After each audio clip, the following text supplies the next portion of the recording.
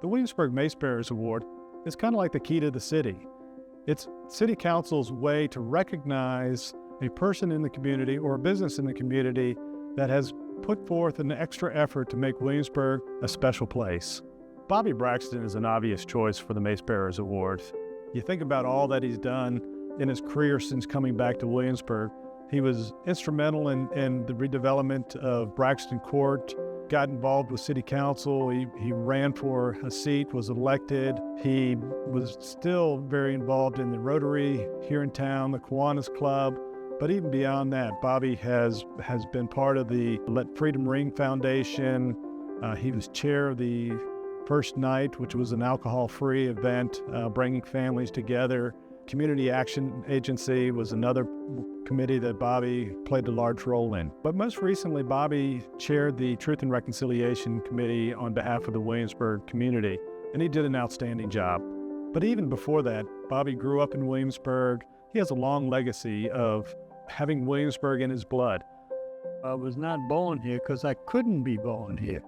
Remember, it was segregated, so there was no place for Black people really to be born, except I'm imagining midwife situations, things like that.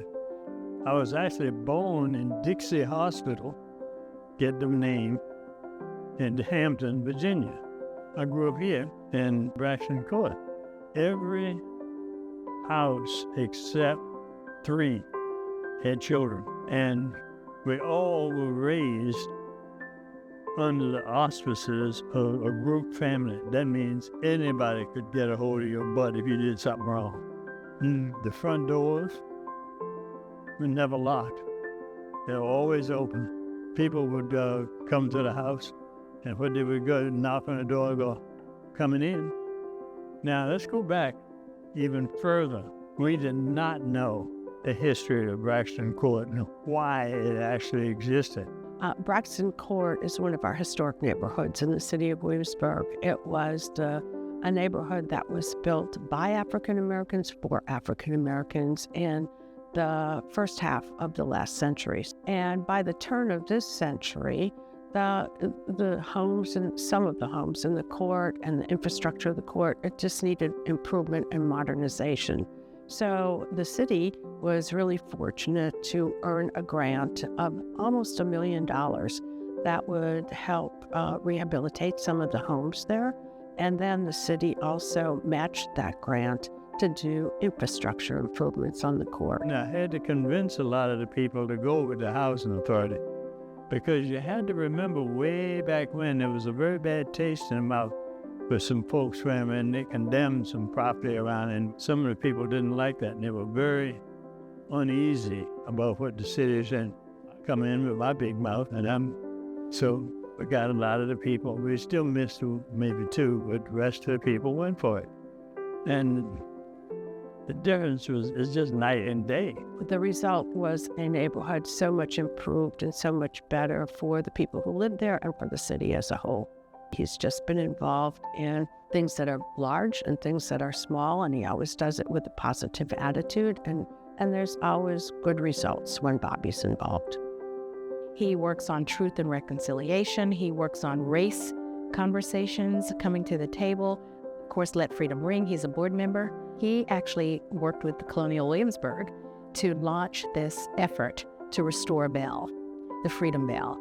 And so after the president rang the bell in Washington and the bell came home to First Baptist Church and was restored in the steeple, Bobby decided that we needed to have a foundation.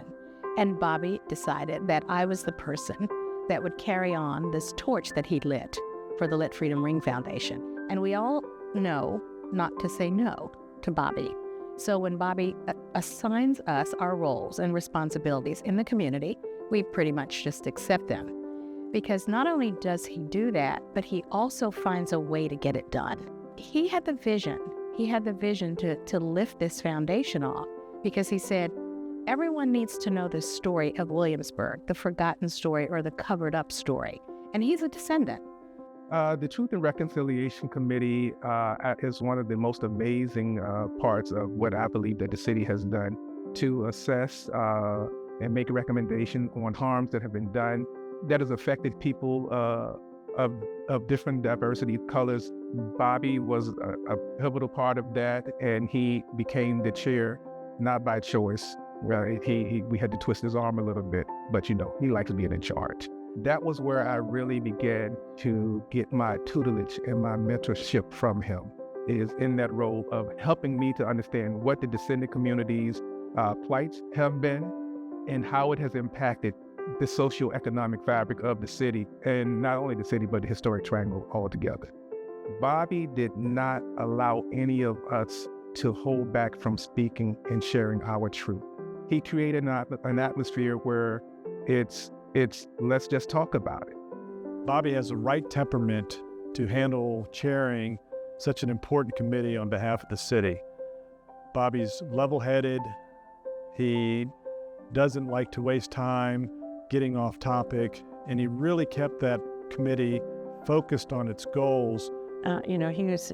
He's really a people person, and he loves to be out there with people. The goal that he has is to be helpful and to do the right thing and to continually improve the city. You can't bump into Bobby and not see Bobby with a smile.